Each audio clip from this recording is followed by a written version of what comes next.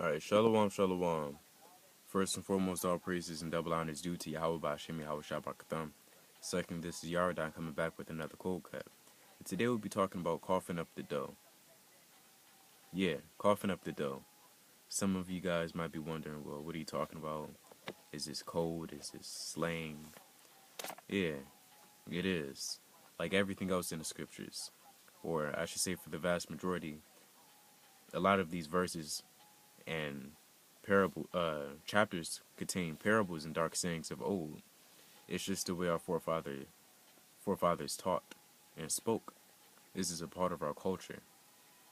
And in addition to that, we're made in the image of the Lord. So we're going to speak parables unto each other. It's just the way life is. So he that hath ears, let him hear. So when I say coughing up the dough, I mean coughing up the money. And we're going to jump into it, see what I'm talking about, or really see what the scriptures are talking about. So let's see. This is this is Luke, the 19th chapter, and the 11th verse. And they heard these things, he added and spake a parable, because he was nigh to Jerusalem, and because they thought that the kingdom of Yahweh should immediately appear.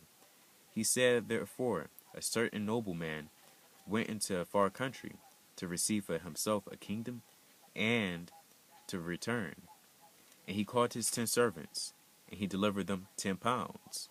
So the nobleman, being Yahushai, and the 10 servants, servants of the Lord, he gave each of them 10 pounds, a currency of those who don't know, which is symbolic for the truth and wisdom. We're going to understand and break it down when we continue to read. So let's continue to read. And delivered them 10 pounds, and said unto them, occupy till I come. But his citizens hated him. Those citizens are Israelites who don't know that they're Israelites, or they just might be wicked Israelites. They don't want Yahushua. They don't care for him. And that's exactly how it is now today. And sent a message after him, saying, we will not have this man reign over us. That's how Israel is. Back in the past life, back in Egypt, in the wilderness, hell, even in Rome and Greece. During that time, during their time when all of this was transpiring, Israel did not want somebody to reign over them. They got that do without wilt spirit. So again, I said the wilderness, so let's get an example. Let's get a precept. This is Luke 21. Luke 21 and 5.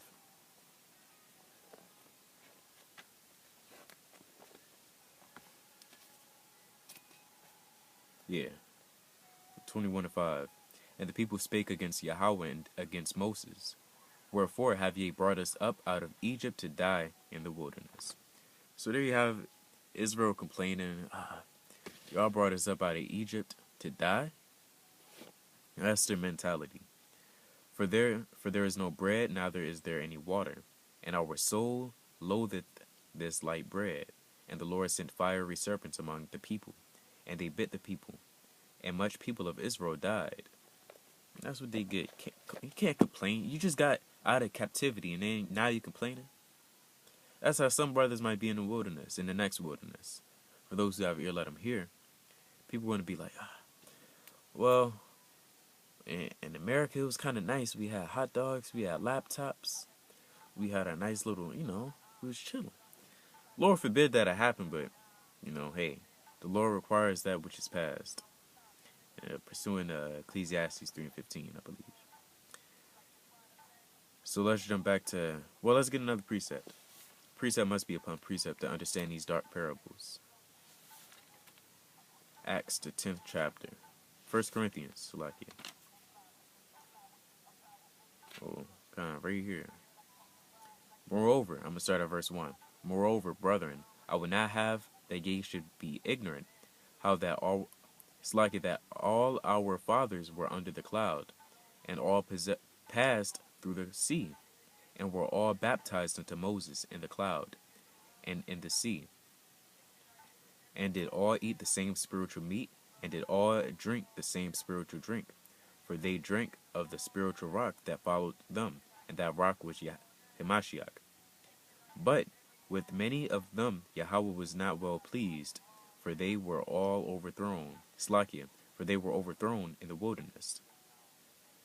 Now these things were all what Slakia were our examples, to the intent we should not lust after evil things, as they also lusted, neither be ye adulterers as some were, as it is written, that people sat down to eat and drink and rose up to play.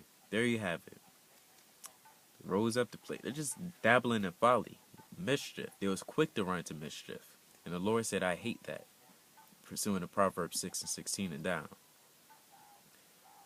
So let's get back to it. Let's get another precept for the sake of the conversation.